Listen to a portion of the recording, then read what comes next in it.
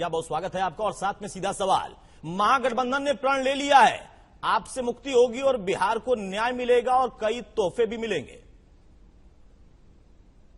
देखिए, नेता प्रतिपक्ष महागठबंधन के नेतृत्वकर्ता तेजस्वी प्रसाद यादव जी ने फिर एक बार अपनी अपरिपक्वता का परिचय दिया।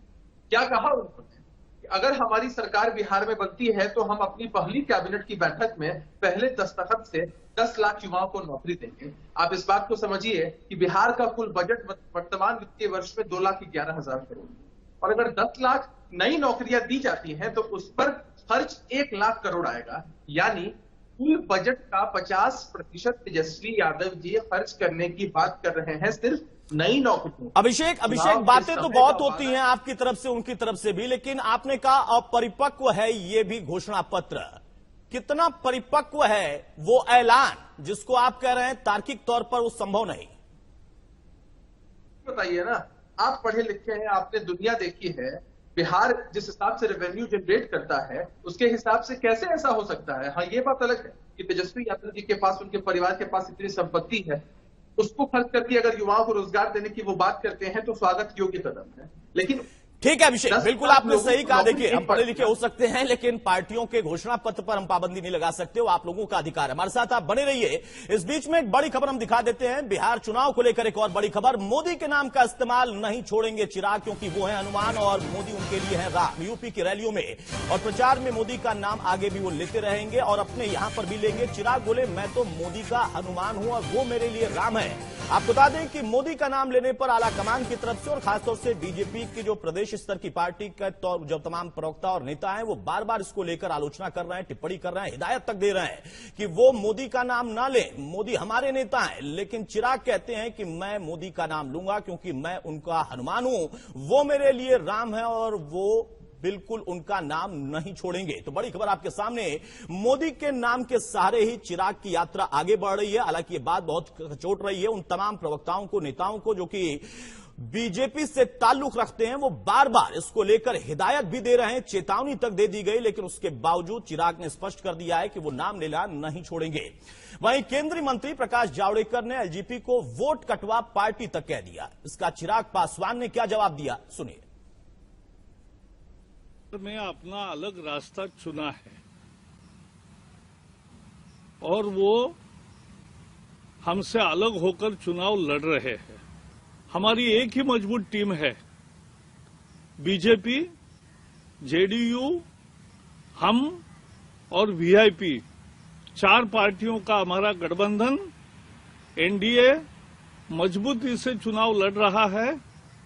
3/4 बहुमत से विजयी होगा और हम कांग्रेस, आरजेडी और माले इस अपवित्र गठबंधन का उनको हराएंगे।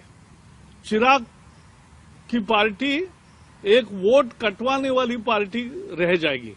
हम 3/4 बहुमत से चुनाव जीतेंगे, इसलिए इस तरह के भ्रम फैलाने की कोशिश सफल नहीं होगी। 51 साल का बेदाग सक्रिय राजनीति का उनका अपना अनुभव है।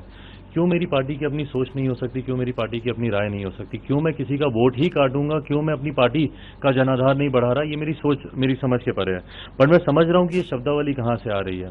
जितने भी भारतीय जनता पार्टी के वरिष्ठ नेता इन सारी बातों को बोल रहे हैं, मैं समझ रहा हूं कि माननीय मुख्यमंत्री निरंतर इस बात को लेकर परेशान है कि लोक जनशक्ति पार्टी के अकेले चुनाव लड़ने से जिस तरीके से उनको नुकसान होने वाला है उसकी चिंता। और मुख्यमंत्री जी की शैली रही है, वो खुद तो कभी बोलते नहीं है, वो दूसरों से ही बुलवाते हैं। तो दूसरों से बुलवाना उनकी शैली का उनका हिस्सा रहा है।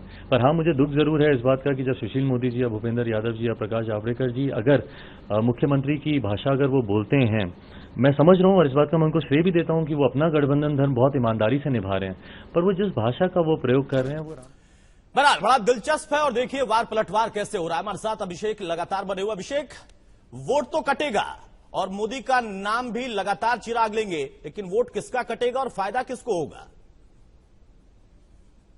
एनडीए का वोट कटने जैसी कोई बात नहीं है। एनडीए के वोट में कोई भी खराब नहीं हुआ है। हाँ, शुरू में उन लोगों ने कोशिश जरूर की थी, लोजपा के लोगों ने, एक तरह का कंफ्यूजन हम जनता के बीच फैलाएं, लेकिन आपने देखा है, प्रकाश जावड़ेकर का बयान आपने सुनाया संबित पात्रा जी का बयान भी मैं सुन रहा था, उन्होंने भी स्पष्ट तौर पर कहा है कि बिहार में एनडीए में 4 पार्टियां हैं और हम बड़ी मजबूती के साथ चुनाव लड़ने वाले हैं। हमारा कोई वोट नहीं कटेगा, हमारे वोटों में बिखराव भी जरा भी नहीं होगा और हम 3/4 बहुमत के साथ आदरणीय नीतीश कुमार जी के नेतृत्व में सरकार बनाने का। अब लोजपा के लोगों को यह समझना चाहिए कि आपको भाजपा ने भी कड़ा और क्लियर संदेश दे दिया। पहले भी बताया है कि काफी अपरिपक्व, बिहार की जनता कभी भी ऐसे अपरिपक्व नेता की बातों पर या उनके आगे के क्रियाकलापों पर विश्वास नहीं करते। नीतीश कुमार जी ने बीते 15 वर्षों में बिहार में विकास की एक नई गाथा लिखी। 7 निश्चय पार्ट 1 मील का पत्थर साबित हुआ है और नीतीश कुमार जी ने जो बताया है 7 निश्चय 2 के बारे में, वो भी बिहार में विकास की नई गाथा लिखेगा। तो नीतीश कुमार जी की टक्कर में ठीक है, आपकी परिपक्व नेता परिपक्व राजनीति के सारे एक बार फिर से सत्ता में आएंगे, शुभकामना तो है, लेकिन ये जनता को तय करना है। बहुत शुक्रिया अभिषेक हमारे साथ जुड़ने के लिए।